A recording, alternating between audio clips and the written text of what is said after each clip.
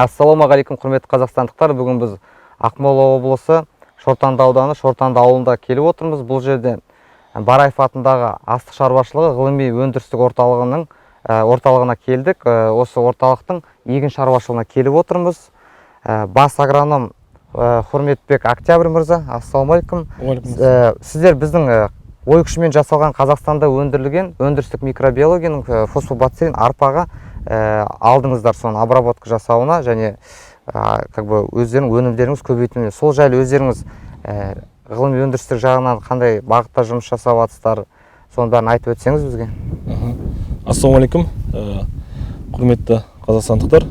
Біз міне қазір Бараев атындағы астық шаруашылығы ғылыми өндірістік орталығының танаптарында тұрмыз. Жалпы бізде егістік жерлері 5214 гектар. Соның ішінде біз өзіміздің астық дақылдарын, майлы дақылдарды, көпжылдық шөптер тұқымдарын себеміз. Сонымен қатар 20-25% бізде сүр танаптар.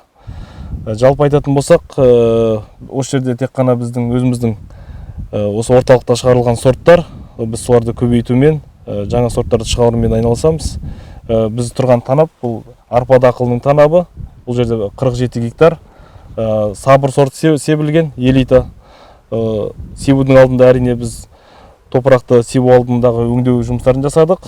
Сосын тұқымды себетін кезде біздің жаңағы орталық қамбада тұқымдарды жаңағы сіздердің препараттарыңызбен өңдедік. Осында келіп оңтайлы себу мерзімі, яғни біз мамыр айының 25 күні осы біздің 4-ші танап, осы 4-ші танапта арпа дақылын септік. Бүгін міне 10-шы тамыз, көріп отырғандарыңыздай. Шығымдылығы бәрі жақсы екен. Арпаның қазіргі өнімділігі бұлайынша жаман емес көзге. Енді бір аптадан кейін жинауды бастаймыз, сол кезде өнімділігін айтамыз, қалай болған. Сіздердің, получается, мекемелеріңіз біздің өндірістік микробиологиядан осы препаратты не ретінде алдыңыздар, бірінші жыл қолданып, проба жаңағы өзі опыт жасауға, бірінші жыл алдық, опыт жасауға алдық, қолдандық, әрине көзге көрініп тұр. Мына жерде біздің видовой урожай дейді ғой, қарасақ, әрине жоғары, басқа арпамен салыстырғанда, мына жерде неғұрлым жоғары екені көрініп тұр. Ол жерде обработка жасалмаған екенмен, обработка жасалғанмен екеуінің айырмашылығы бар. Айырмашылығы бар. Келешекте алып, сол барлығын бірге салыстырмалы түрде біз зерттеп көретін жоспар бар алдағы уақытта.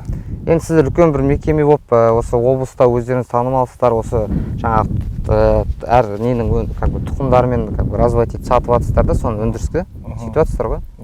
Вот сол басқа да кішігірім шаруашылықтар бар. Кішкентай үлкен сіздерде 5 гектар болса, одан может 10-15 или 50 гектарлық жерлері бар адамдар бар да.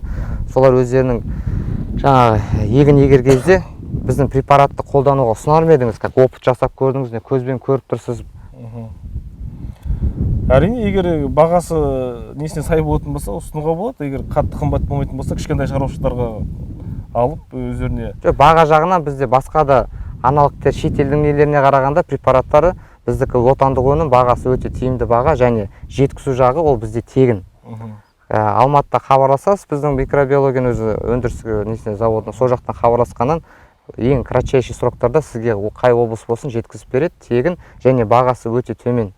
Алында Октябрь мырза, сіз айттыңыз, біздің препаратпен өздеріңіз жаңағы еккен егіндеріңіз обработка жасалғаннан кейін, мына визуально бәрі көрініп тұр, шығымдылығы бәрі өте жақсы деп ойлаймын. Ол өзім бізде опытта бар, қаншама шаруашылықта қолданып жатыр, біз барамыз, кейбіреуі обработка жасалғаны бар, жасалмағанымен бірінші жыл жұмыс істей бастаған кезде біреу жасайды өзінен, обработка жасалған, чек дейді, например, или поле, мына жақ жасалған деп.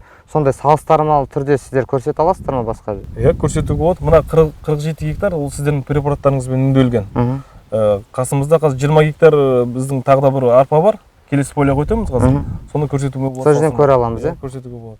Аланда Октябрь мырза, жаңағы біздің препаратпен обработанный поле, и мынау сіз жаңағы сравнительный ретінде кеп тұрмыз. Осы жайлы айтып өтсеңіз осы жағын.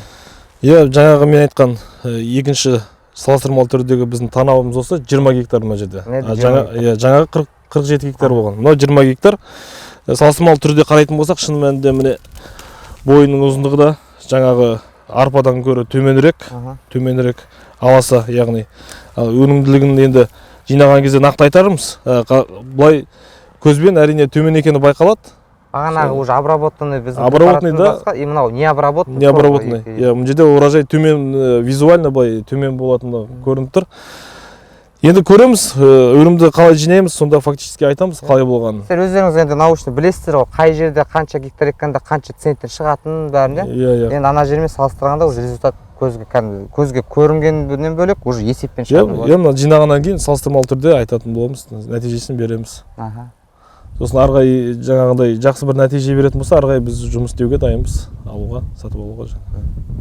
Енді октябрьмызда сіздердің нелеріңізге жаңағы институттарыңыз бар, ғылыми жобалармен, егінмен айналысасыз, соларға сіздерге табыс тілейміз.